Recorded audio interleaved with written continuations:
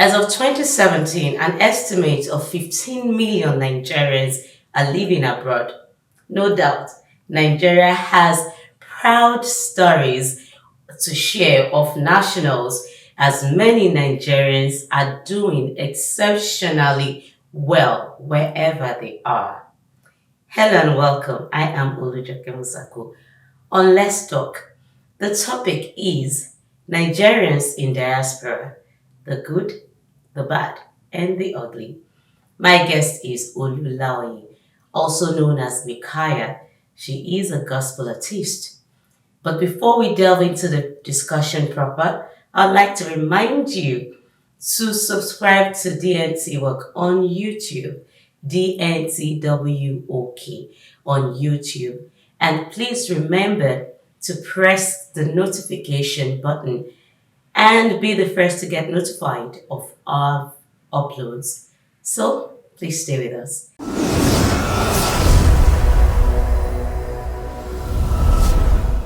Thank you for coming on the show. It's a great privilege to have you here. Thank you very much for having me. It's a great privilege to actually be a guest. How do you feel as a Nigerian living abroad? Have you ever been asked such a question before? Oh, yes, several times I've been asked. I am actually very happy to represent Nigeria. Nigeria is a beautiful country. It's a lovely country that we should be proud to represent, even in the diaspora. So, what can you say about the relationship between amongst Nigerians in diaspora? Is it a cordial one?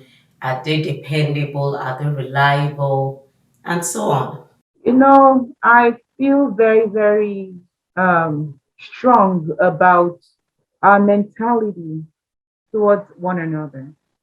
I follow the principles of the Bible. I'm very sorry. I know this is not a religious show, but as a man thinks in his heart, so is he. I've been very fortunate to meet very good Nigerians. I have been very fortunate to work with very good Nigerians, people representing our country and showing the good part of Nigeria. A few years ago, if I went anywhere and I told people I'm from Nigeria, they look weird. And a lot of people actually also look at me with excitement and they ask me, "Oh, wow, how is Nigeria? How do you feel about the country? Is it a beautiful place? Can you tell me about Nigeria?" I usually tell them Nigeria is a very beautiful country. It has beautiful people, people that are willing to love.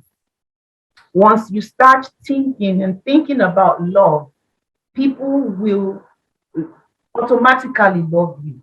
When your heart is attracted to only good things and your heart thinks only positively, you'll be surrounded with positive people. But you have to start from yourself and you have to know that, okay, I am going to be a positive Nigerian. I'm going to speak only good about Nigeria. I'm going to speak about my fellow Nigerians, both in the diaspora and back home. And I expect those people to reciprocate towards me. Over here in the diaspora, I have noticed that a lot of Nigerians tend to be helpful towards each other. They see a new person coming from Nigeria. They try to help the person. They try to show the person the way. Yes, like every other country, some people are jealous of others. But honestly, if you keep minding your business and you keep looking forward to the betterment of someone else and other people like you from your country, knowing that we all have to struggle in the United States, we all have to encourage our families to make a better life for themselves in the United States, you will be automatically attracted to only positive people. Okay. Now, with what you've said, in other words, there are people who actually represent us in a very good light, and there are people who also would want to make the other Nigerian better, unlike There's just the story that goes around every time.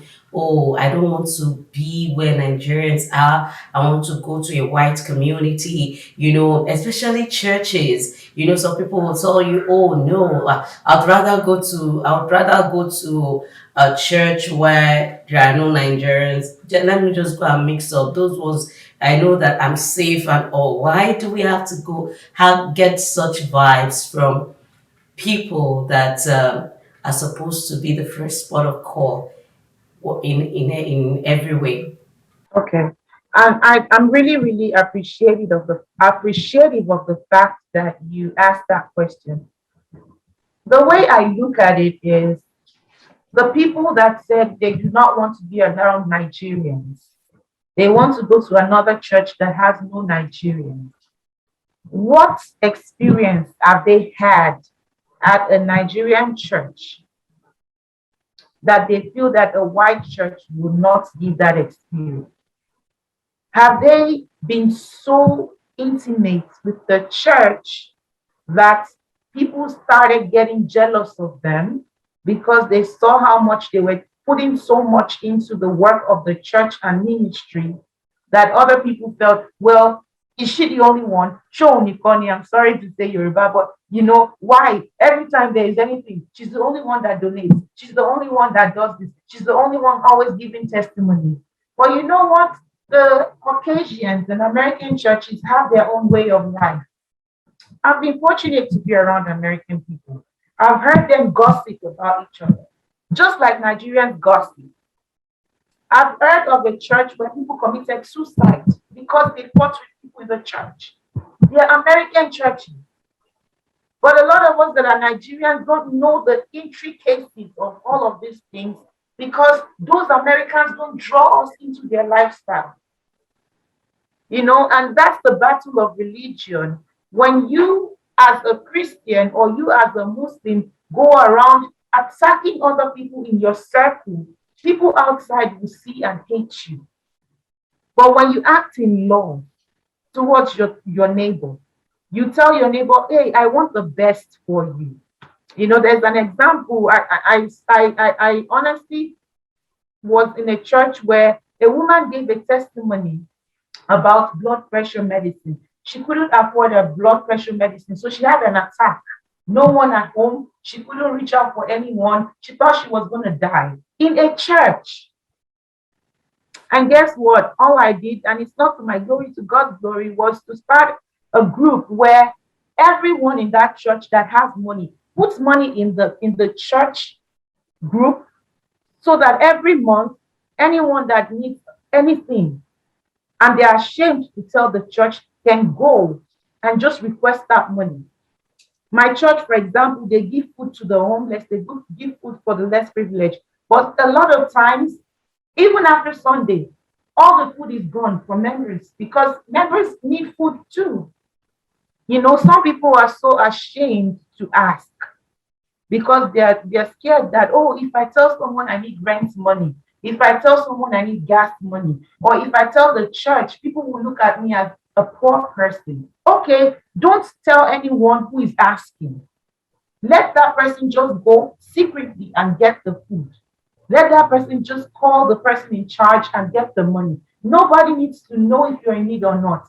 All we're looking forward to is the whole church will be comfortable and everyone will have 3 square meals. Their children will have enough to eat.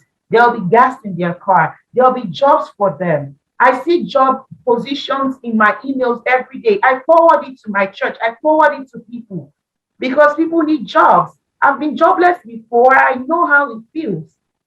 So if I'm getting these positions and I know I do not need the job because I have a job, let me send it to people that need jobs. People are hungry. There's COVID out there. But guess what? Some people will say, don't let me tell this person where I'm working because I don't want to know. I don't want them to know how much I'm making. Or I don't want anybody to make what I make. So the more you start looking at things that way, and you start looking at the fact that we're all created for each other to bring someone else up. All these successful people that we look at, they're not successful and popular because of their social media.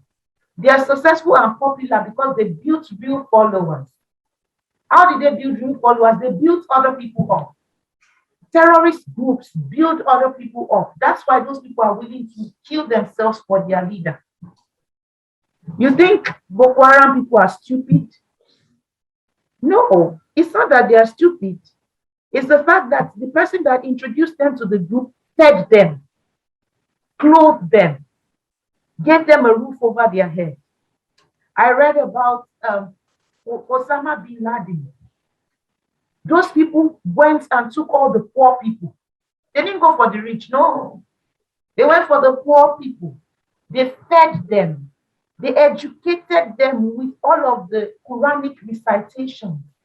They gave them wives and children. And some of them, maybe they didn't give them wives and children. I take that back, but they gave them food. They made sure they were comfortable. So those people were willing to go and kill themselves for the gods of these people. That is how you build followers. That is how you build mentees. We all come to the United States for a greener pasture. That's very good. We're happy for you. But we should remember that we're coming here to build a name for ourselves, a name for our families. But most of us also want to build a name for our country. 42%, according to the last time I heard, I don't know if they've increased, 42% of medical doctors in the United States, medical doctors in the United States are Nigerians. There is a Nigerian mayor. There's a Nigerian that contested for Secretary of State in one of the states. We have people doing good things that are Nigerian. Teach our children to be like those people. Why don't we mentor young children instead of gossiping about your neighbor's child? So that's how you actually make new friends and build more followers. How then are we seen in the foreign land? I want us to discuss this further. How the foreign people see Nigerians in their land, the good, the bad, and the ugly here, using America as a case study. Actually, a lot of people see us as good. And I'll tell you why they see us as good. Nigerians are the most hardworking people in the world. Nigerians in diaspora are the most hardworking people in the world.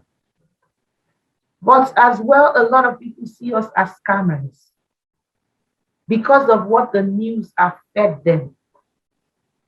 They hear news of scam every time. Nigerians are scamming. But do you know some of these people that are caught are not even Nigerians? One time a scammer called me. I could tell his language was not a Nigerian language. His English was not English Nigeria. I could tell, but a foreigner cannot tell. Some people, they even catch them, they say they are Nigerians.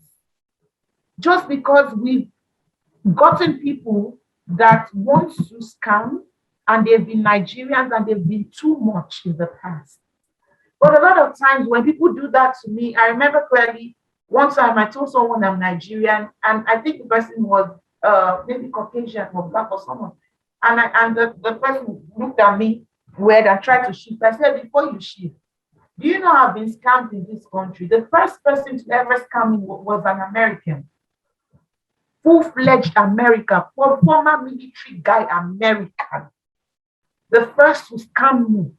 And he scammed me big time. He scammed my friend. He scammed his employees. Didn't pay them. Some people got homeless. American. But no, the news will not show you that. People will not broadcast stuff like that. Once it's a Nigerian, it is our own Nigerian people that broadcast it the most. If you look at WhatsApp, who is the person sending you all of that? Is it not Nigerian? When was the last time a Nigerian actually sent you good things about a Nigerian doing something good in the diaspora? But they say bad news travels fast. So what do you do when people have seen you in the negative side based on your own countrymen? You prove good. You change their thought process. You work towards doing what nobody else has done from the other countries. I'm sorry I'm pushing it back to you, but then I hate to be a negative person.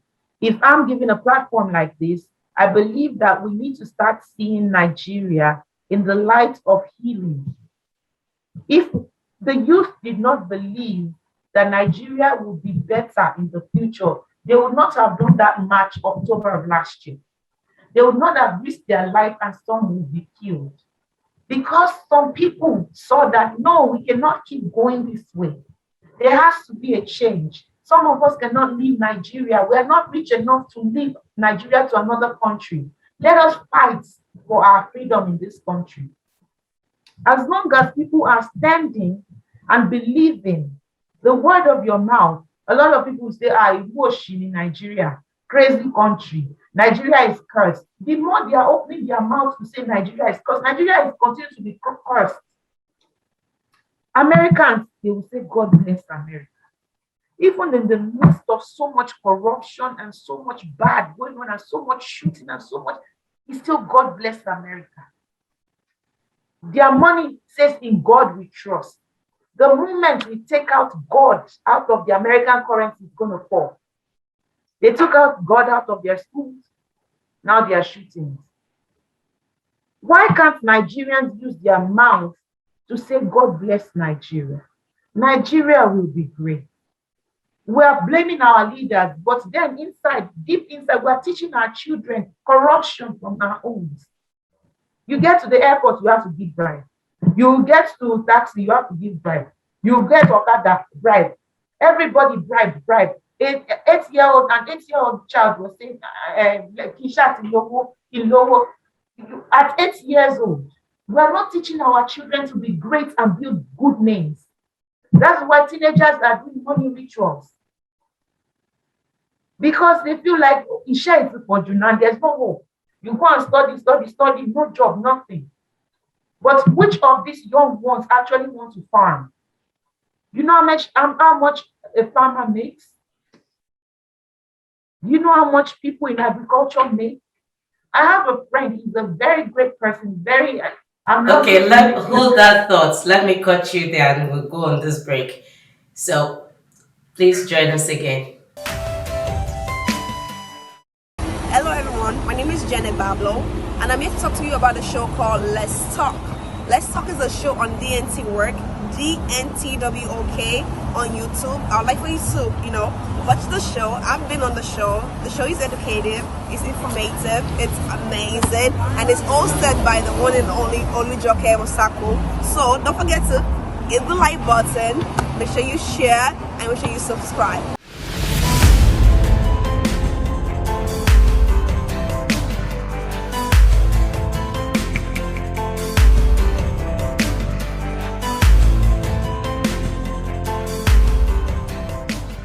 The program is Let's Talk. That's if you're just joining us, right?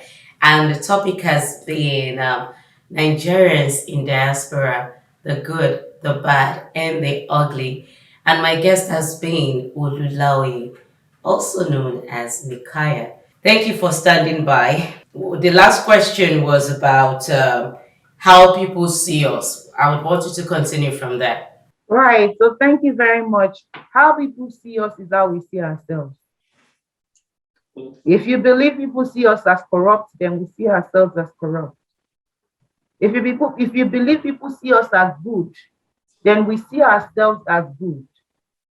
Once we understand that, when we go somewhere, we represent ourselves the way we want to be seen. Don't they say dress as you want to be addressed? Work as you want to be addressed. Speak as you want to be addressed. If it takes you studying more to be able to be addressed well, do that.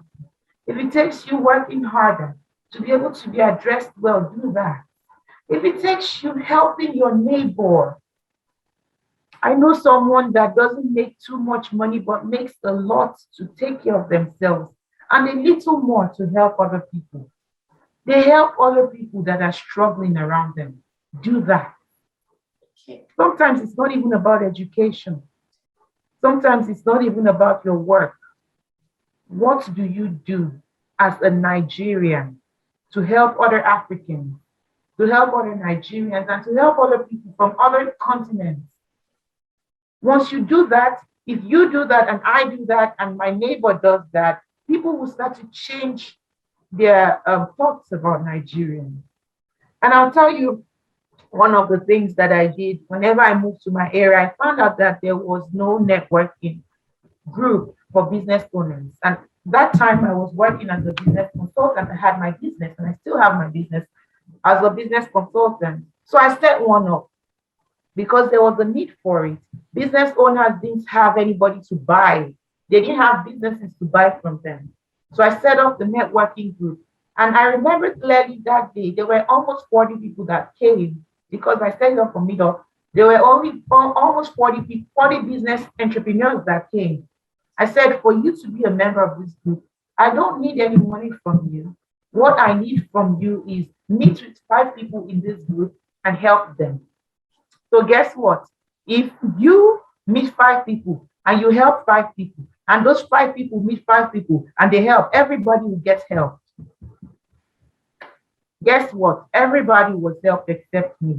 But at the end of the day, till today, those people have become my followers because I helped them just with one language, help other people.